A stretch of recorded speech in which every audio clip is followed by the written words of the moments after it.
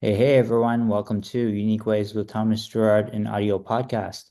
I had a really great guest on today. She has over 20 years of experience in design and digital product solutions. She earned a master's in design from School of Visual Arts, and in 2021, she was named to Retail Touchpoints 40 Under 40 list. Please join me in welcoming Lizzy Ellingson. Welcome. Thank you for having me. Are you ready for 20 questions? I'm ready. Question one, tell me a little bit more about yourself. What do you do? So, in a nutshell, I'm a designer, entrepreneur, athlete, friend, wife, and a mom. And most recently, I restarted my design agency, Showman Design, where we specialize in digital solutions like websites, branding, digital strategy, and SEO. Great, love it. Question two, what's a key piece of knowledge that makes you different? Always stay curious. I find this to be a really powerful and simple difference in leadership, the way I design, and then all the way down to my personal life. Great, and just a note for the audience, if you guys are interested in other 2025 episodes, check out the episode with Kareem Rashid, industrial designer. Um, Question three, why this of all things? Why do you do what you do? So I love this question. I actually kind of reframing it and thinking about not only why do I do what I do, but how did I even get into this industry? And I'll tell you a little story. So I was well over 20 years ago. I was a freshman in college in Anthropology 101, as a lot of freshmen, take classes like this to really fill up your curriculars and kind of find your path, I guess you'd say. And there was a girl in front of me drawing what was logos at the time. I didn't know what they were, and she had four different iterations and was just sketching all class, all the lecture. And so I went up to her after the class and in my curious way, I asked what she was working on. And she told me about this program in the art department, visual communication design. I thought it was so fascinating. And it was this light bulb moment in my life. And I haven't had many of them. And I feel very fortunate to have had it that I knew at that time, this is what I want to do. I always loved drawing and doing that in high school, but I never knew you could really make a career out of it. And so I tried out for the program, shall you say, in the spring of that year. And it was the best I'd ever done in school and really was super passionate about it and drove into my career. And so that's really the start of it. And why I do what I do is because I had that profound calling. Perfect. Some people struggle with number four, but the question is, what does your future look like? I can see why people struggle with it because, contrary to what I just said, where I had this profound moment, I would say my future. I don't know. I honestly, it's unclear. And I also don't think you need to know that answer. Um, I would say for me, I took a big zag in my career about 2 years ago. I was on entrepreneurial track. I co-founded a business called Blueprint Registry. We ran it for 7 years. We sold it to David's Bridal, had a very successful exit. And then I was the chief digital experience officer at David's for quite a while. I was there for a little over 5 years, and did some amazing things, had an amazing team. But by the end, I was pretty burned out. And so I left that career. Not only because of that, but I also lost somebody really close to me, and it really kind of put things in perspective of just, what was really important to me.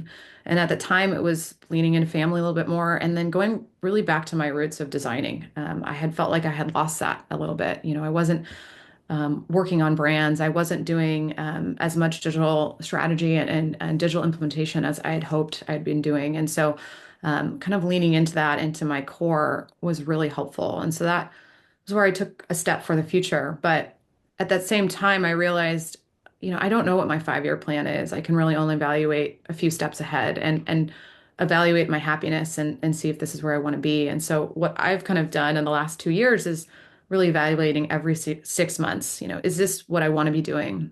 Do I love what I'm doing? Do I need to take a step forward? Am I not pushing myself in my career or my personal life enough? And so by this reevaluation every 6 months, I'm not putting too much pressure on myself, but I can always pivot if I need to. Perfect. Five we say is unique to this show. The question is, let's talk about location. How does the notion of place play into what you do? I love this question. And I loved people's answers for this in previous podcasts. For me, when I think of place, my mind goes to location of places that have been inspiring for me and have really drove me through my career. The first place I'll have to say is New York City. I lived there for quite a few years. I got my master's degree at SVA there, and I thought it's just one of the most inspiring cities of all time. There's some incredible designers that work there. There's also incredible art galleries, and just when you walk around, you can feel that sense. And to me, I started my career in college, but I really felt like I exploded in my career and my personal growth as a creative person in New York. And so I have a really special place for that in my heart. And then Mm. the second place I would say is where I live now, which is the Pacific Northwest. And it's an incredibly beautiful location. It does rain here a lot. But being close to the water is such an unlock into your soul. You can really feel kind of the earth, but also at the same time, it helps kind of calm my senses to be able to dive into a project or dive into something on a personal side a little bit more. And this location, I feel like is somewhere I love to be, and I think it helps me grow as a human. Great. And six, you're starting from the beginning. What advice would you give your former younger self? So two, for a personal side, I would say stop overthinking things that are out of your control. And then from a design side, I would say if you have to over explain it, it's not working. Hmm. What's a day in your life like? I have two kids. I have a 6 and a 9-year-old boy, and so we are beholden to their schedules. I'm a working mom, so wake them up, get them to school. They often have extracurricular sports or activities. But during the day, I work from home, and I have quite a few people I work with that are on my team, and I'll interact with them, in meetings, talking with clients, doing design work. Another thing that I, love to do is I love to exercise. I find like it's a really helpful key to unlock if I'm in a block for, something creative. It helps kind of unleash whether it's a run or a walk or a Peloton. I find that really helpful. And then the last thing, at the end of the day is baking or cooking dinner. I love doing that. Hmm. And eight, lifelong learning is a popular topic. How do you stay up to date? So I stay up to date through my clients, and then that's part of the reason, why I went back to my design company and really kind of driving through that. It's I learned so much from different industries. I find it fascinating. An example being, I have a client right now that's in natural hair extensions. Would not have learned as much as I have about hair extensions without leaning into this business and understanding what are their creative problems, how can design help solve that or guide them, to better outputs. And you learn, quite a bit through that journey. And I'm no, by no means no expert in that, but I find it super fascinating.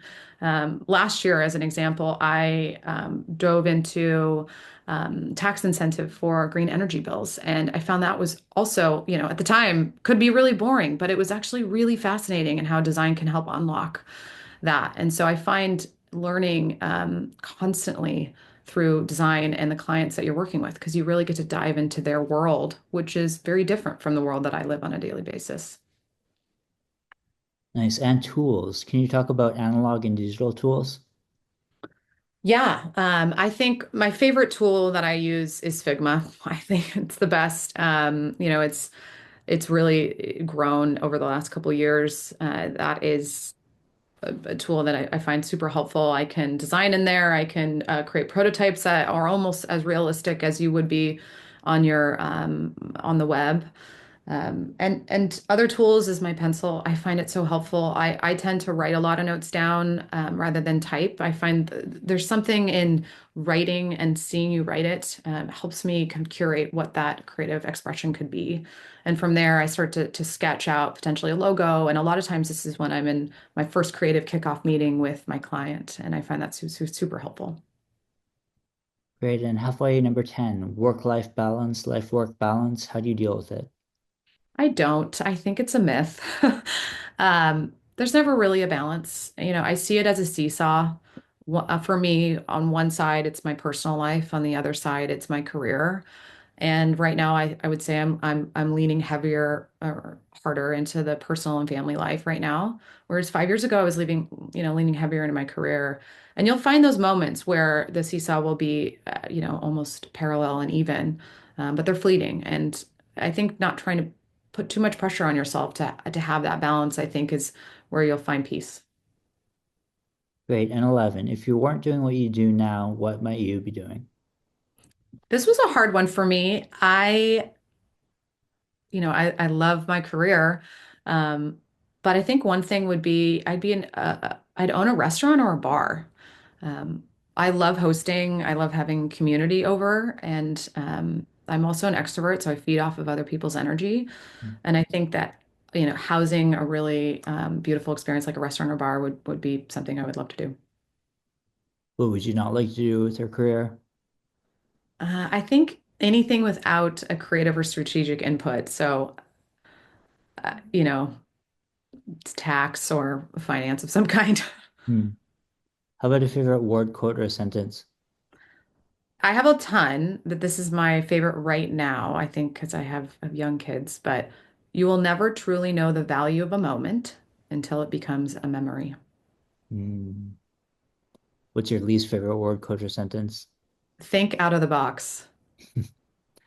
If you had to choose one word to describe yourself, what word would you choose? Intentional. What keeps you up at night? Everything. I'm a parent, so typically things that concern my kids or their schedules, or a song can get stuck in my head and then I can't fall asleep. Final stretch here. What's the dream you're chasing?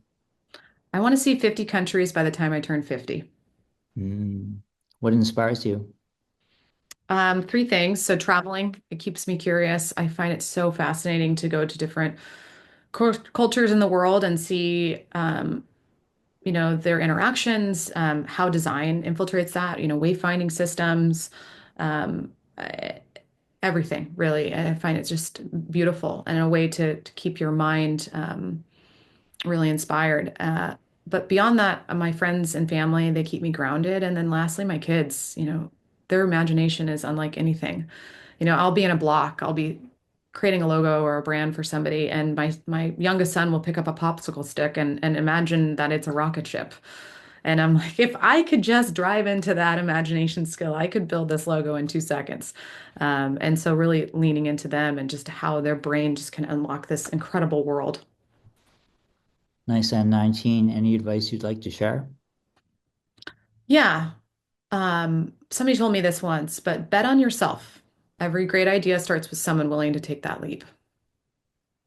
Great. And finally, number 20. How can our listeners keep tabs on you and what's our call to action? They can keep tabs on me, showmandesign.com on my website, or they can follow me on Instagram, Lizzy Show. It is a locked account, but I'll check it out. And sorry, what was the second part of the question? Do you have a call to action for our user for our audience? Hmm. I think what I started with was stay curious. Nice. Great. Well, thanks so much for joining. I'm on the West Coast too, so we've got that connection. So glad to have you on today.